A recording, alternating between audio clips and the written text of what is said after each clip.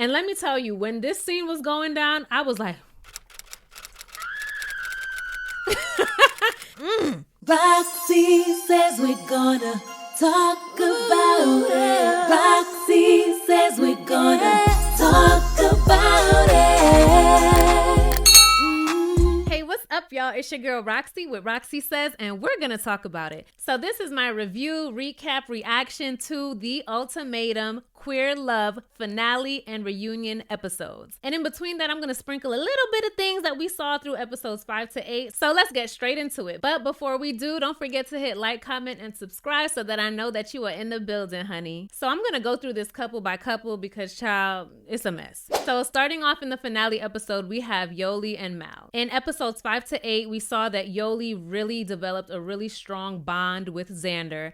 And she was really vocal about that to Mal. She had no problem letting Mal know, like, look, I really fell in love with Xander. I really love this girl. And Mal is actively trying to win her back. She's laying it on really thick, trying to prove her love and consistency to Yoli. But Yoli is clearly torn. We saw in that episode where everyone met up and got together, Yoli and Xander were like off to the side and they were touching and caressing, sharing I love yous, the whole nine. And we also saw that even when everyone changed back from their trial couples to their original couples, Yoli and Xander were still contacting each other. On top of that, in episodes 5 to 8, Yoli reveals to Mal that Xander is actually financially ready to do things like IVF and start planning a family. And we know from the beginning of this show, finances were a major insecurity for Mal, right? So when Yoli tells Mal this, she's like, oh, so that's really what it's about. Not only are you emotionally connected to Xander, but she also has the finances to give you what you want. And through these episodes, I really started to feel like Mal should not be with Yoli. Yoli was being really sneaky and was moving like she wanted to be with Mal and Xander, which obviously could not happen.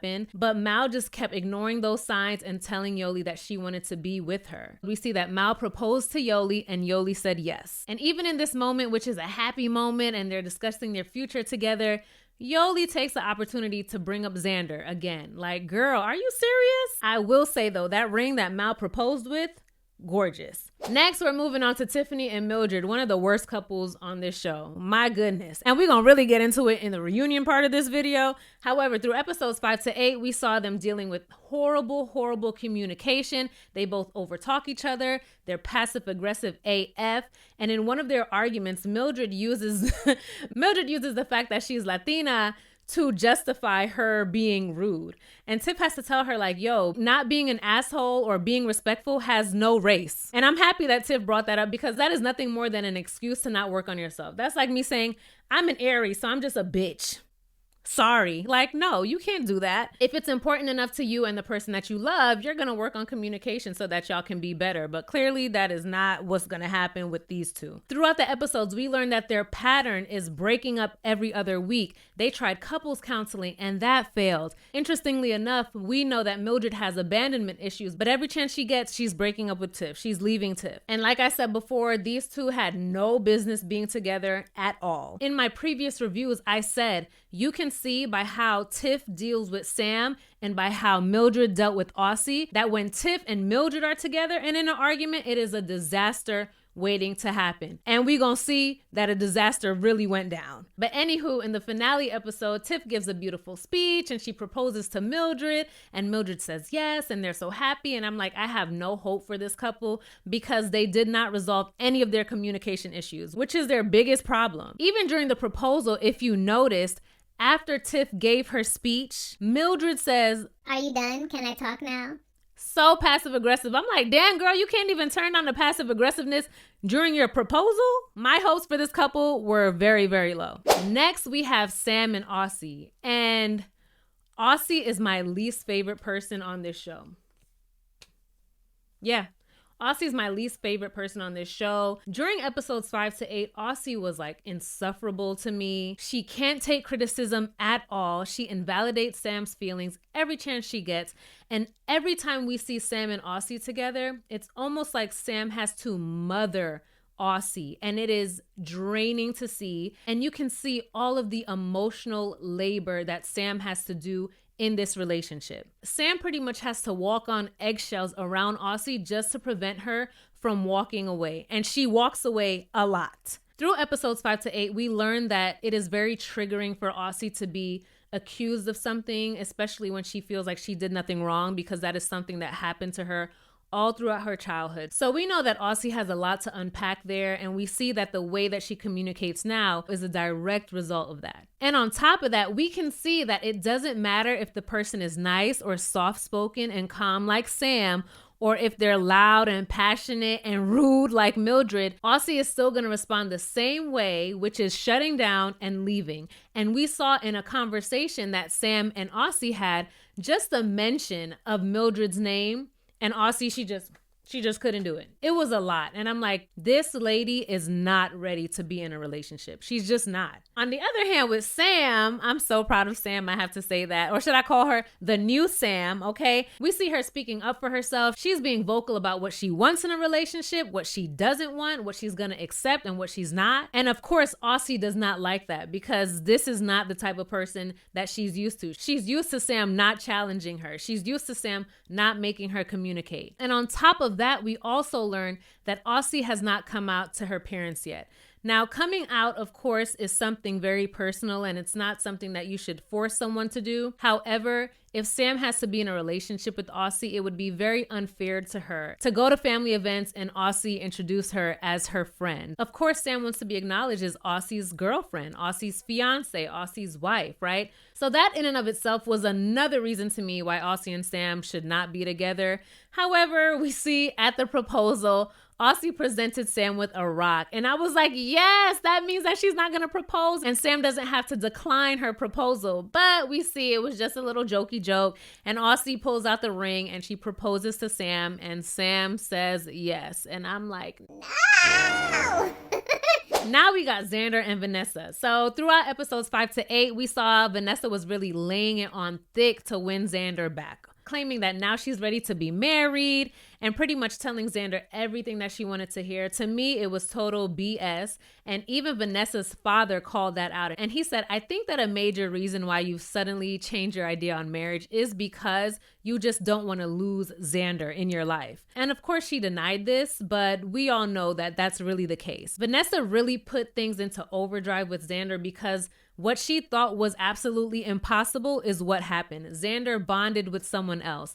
Xander fell in love with someone else. And I really felt that the things that Vanessa was doing wasn't even so much because of her love for Xander, but it was more so about beating Yoli and not losing Xander to Yoli. Very manipulative, very disingenuous, very Vanessa. And while watching these episodes, I wasn't even sure if I wanted Xander and Yoli to be together. As much as they do share a bond and as in love as they seem, if you see my previous videos, you know that Xander is my favorite. I just love Xander. She's so sweet and adorable to me. To me, it wasn't even a big deal that she ended up with Yoli.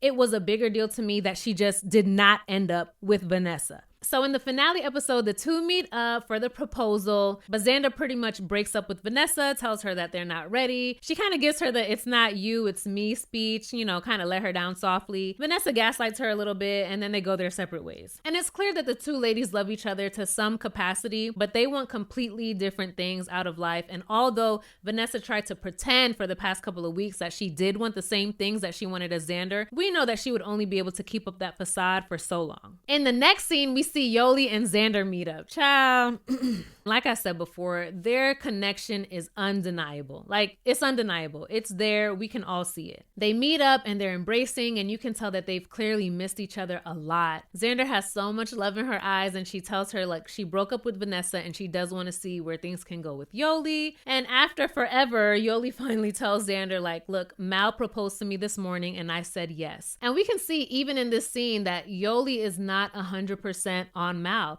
I feel like she said yes to Mal because she was afraid that Xander was going to say yes to Vanessa. I truly believe that had Yoli known that Xander was going to break up with Vanessa, she would have said no to Mal. I wholeheartedly believe that. She would have said no to Mal and she would have run off into the sunset with Xander. So Yoli and Xander say goodbye, and I swear while I was watching this scene, I was like, yo, when Mal sees this, when Mal watches this back, she's going to be heartbroken. And as we're going to discuss at the reunion, she wasn't only heartbroken, baby girl was pissed.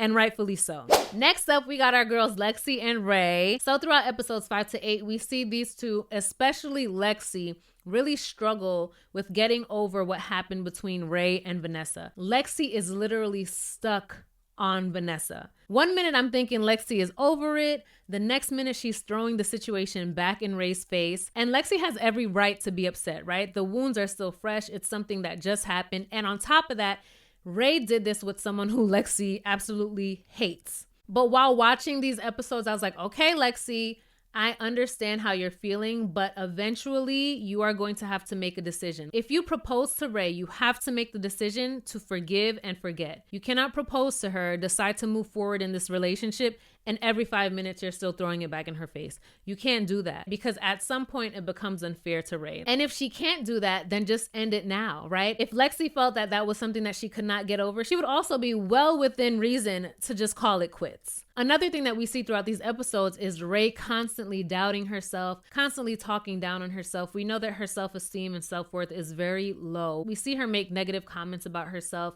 throughout every episode of this show. So to also have Lexi making her feel even worse about what happened day in and day out, that can only add to the low self-worth that Rae already has. But as we see in the finale episode, Rae gets down on her knees, she proposes to Lexi, and then Lexi gets down on her knee and proposes to Rae. We know that her dad sells engagement rings, so it's only right that Lexi also got an engagement ring for Rae.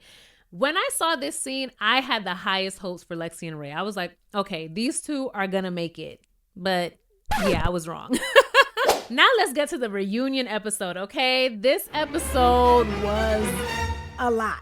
First off, we see everyone on the stage. Everyone looked great to me. Like, everyone looked really, really good. They had all of the people who gave the ultimatum on one side and all of the people who received the ultimatum on the other side. So let's start off with Lexi and Rae. We see Lexi and Rae, they're still going strong, okay? They were still going strong. We see that they moved to Cali and Rae has finally come to the decision that she has no doubts about Lexi. Lexi is her hell yes. And they are looking forward to marriage and children. So then they bring up Fingergate, and I literally cringed at Fingergate. I was like, Fingergate? Who picked that name, child? And like I said in my previous videos, I felt that Lexi's anger towards Vanessa was definitely misplaced. And they made it seem like what happened between Vanessa and Rae was something that Vanessa did to Rae, which was a very dangerous way to word that whole situation because that's not what happened. It was something consensual and it was something that they both wanted to do. But it was good to see that Lexi was able to own up to that and acknowledge that her anger was in fact misplaced. And she also says that the lines of what counts as intimacy can be a bit blurred, right, among queer people. Like what counts as being intimate for one person probably won't count for another. And I don't even think that that only applies to queer people, right? I think that that applies to everyone. Some people might consider something sex and some people might not. So they get to Vanessa and they ask Vanessa how she feels about the entire situation. And I was happy to see Vanessa own up to the way that she handled the situation. I did say in previous reviews that Vanessa was really annoying at moments on this show. Everything was a joke to her. It was like talking to a kid. So it's a good thing that she was able to look back at the show and see that for herself. And she says that that is something that she is currently working on, not laughing at things and just trying to be serious about situations that deserve seriousness. Next, we move on to Xander and Vanessa. And I'm not gonna lie, when they got to Xander and Vanessa, I said, these two better not be together. I'm gonna throw something at my TV if you tell me that these two got back together. But thankfully they are not. We see that they have not even spoken since this experience. They're not even friends. I was a little shocked by that. Like, I was happy that they weren't together, but for some reason I thought that they would still at least be friends, but no, they're not even friends. They don't even talk. But they both get emotional in this segment and do say that they are open to reviving that friendship that they had. Even if they're not together romantically, they do miss each other's friendship. Next, we move on to Mal and Yoli. This is where it started to get a little messy. So the host asked Mal and Yoli like where they are right now, how's everything going? And Mal says that they are, and I quote, happily broken up. So Yoli says about 2 weeks after getting back, they were on vacation and Mal just booked a one-way ticket back home and that was it. And they went back and forth for a little while about it being 2 weeks or more than 2 weeks. And Mal says, well, as we can see by your behavior on the ultimatum, like you have not been the most truthful. And I was like, ooh.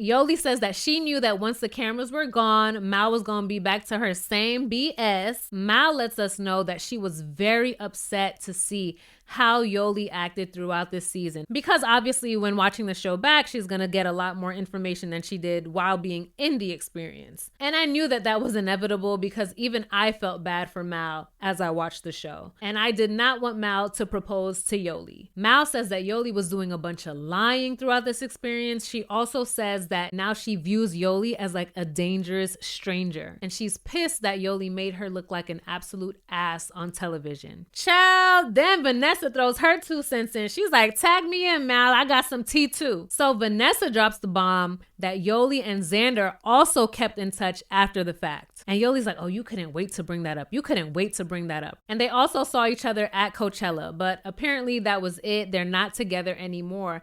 However, that had me thinking, was this during the time that Yoli was still with Mal? And then also, if Xander and Vanessa stopped speaking, how was Vanessa made privy to this information? The timeline definitely had me a little bit confused with the shenanigans amongst this foursome. But they claimed that after Coachella, that was it. And Mal is like, that was not it. She also dropped some tea that Yoli was planning a trip to Hawaii to see Xander.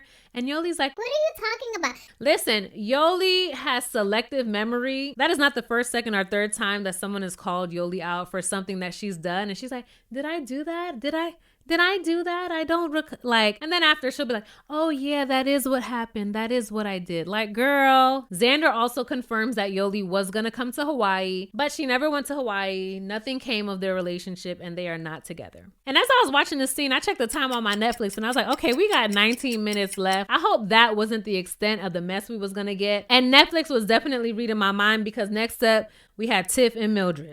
So let me just say this. I have 2 screens, one here and one here. And I was watching Netflix on this screen and typing on this screen. And let me tell you, when this scene was going down, I was like, it was a hot ass mess. So surprise, surprise, Tiffany and Mildred are no longer together. Duh, who did not see that coming? So we learned that they got engaged, they moved in together, and it was back to business as usual. Mildred started spilling all the tea. She said that she took on a bunch of financial responsibility. She had to keep asking Tiff to get a job. I said, what? You had to ask Tiff to... What? Then they go back and forth about who broke up with who. Mildred claims that she broke up with Tiffany. Tiffany claims that she broke up with Mildred. Just really petty. Mildred goes back to the finances. Clearly, Mildred was bothered about having to pay what seems like the majority of the bills in the home. She lets us know that she had to split the rent 3 ways because of her son. Now, in the previous episodes, we find out that Mildred does have a son. I think he's like 18 years old, but he is special needs. And Mildred was upset by that, right? And Tiffany claims that she never asked her to do that. And Yoli jumps in and she's like, well, if you never asked her to do that, then how did it come up? And that's a really good point because I doubt that Mildred would make that offer like, hey, we should split the bills 3 ways because of my son. I highly doubt that that is an arrangement that Mildred would have offered unprovoked, right? So I do believe that Tiffany said that. And if she did, I think that's really messed up, especially if Tiffany's son isn't working. I don't know if he is working or if he's not working or if he's receiving some type of, Social Security and Tiffany wanted to use part of that for the rent, whatever. I think it's messed up. And that makes it easier for me to believe that Tiffany was unemployed the majority of the time. Because if she was gainfully employed, I don't think that she would have brought that up. Tell me what you think below, but let's keep going because they spill even more tea on each other. Mildred lets us know that she was arrested. She threw a glass and broke it. She threw a dog gate. There's holes in the wall, child, a mess. And I am not surprised at all. I've been said this from my first review. Way too much. Toxic as hell. Getting physical is never okay. But I can tell by the way these two act in front of cameras. I was not at all surprised to learn that this is how they act when there are no cameras. I was not surprised at all. Mildred says that Tiffany called her a trash mom.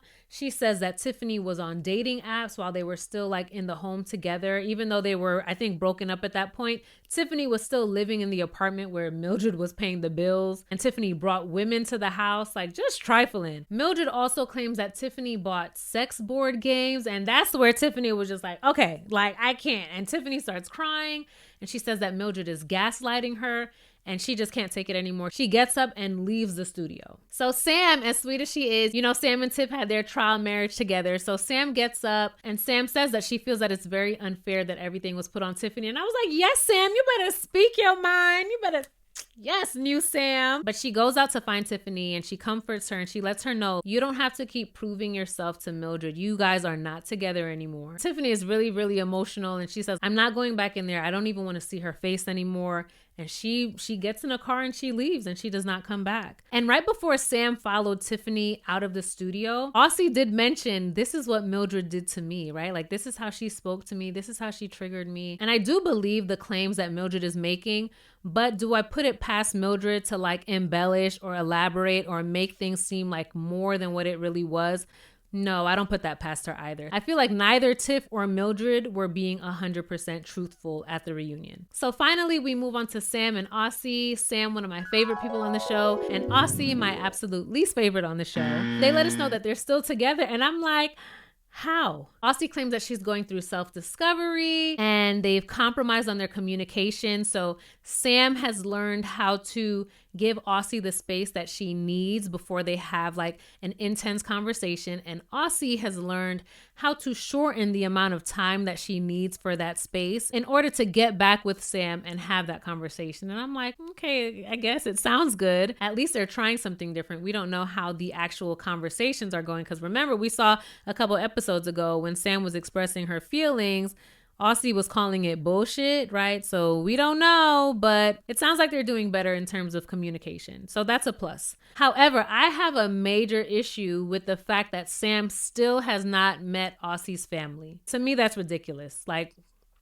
To me, it's ridiculous. And I feel like Sam is almost wasting her time, and I hate that for her. And that also leads me to believe that Aussie still probably hasn't come out to her family yet. Like I said before, Aussie really needs to sit with a professional and unpack everything from her childhood, why she really can't communicate, why she still hasn't been able to come out to her family. She still hasn't been able to introduce Sam to her family. Like, Aussie is not ready to be in a relationship with someone. And I really want better for Sam. Like, I really do. Unless they're both in therapy, like couples therapy and separate therapy, because Sam is a people pleaser, right? Like, let's not forget that. But Aussie really needs to sit with someone and unpack everything. But they let us know that things are going great and they are planning to get married. And I'm like, girl, like, you haven't even told your parents yet. So anyway. Okay. If they like it, I love it. So the reunion ends and everyone's hugging and stuff. And then I almost missed it. Good thing I was still looking at my screen, child. They show some text that says shortly after the reunion, Rae and Lexi broke up. And I was like, oh, really? I was really surprised. I really thought that out of all of the couples, Rae and Lexi were the only ones that had a chance. But they didn't make it. And maybe that's for the best. Listen, y'all, thank you for sticking with me to the end. Tell me what you think about this season of The Ultimatum Queer Love. Did you enjoy it? Do you think it could have been better? Which couple was your favorite? Which person was your favorite? Were you left with any unanswered questions from the finale and the reunion? Tell me all your thoughts below. Let's talk about it. If you haven't seen my previous videos, go back and check those out. And last but not least, don't forget to hit like, comment, and subscribe. And I'll see y'all in the next one. Bye. Roxy says we're gonna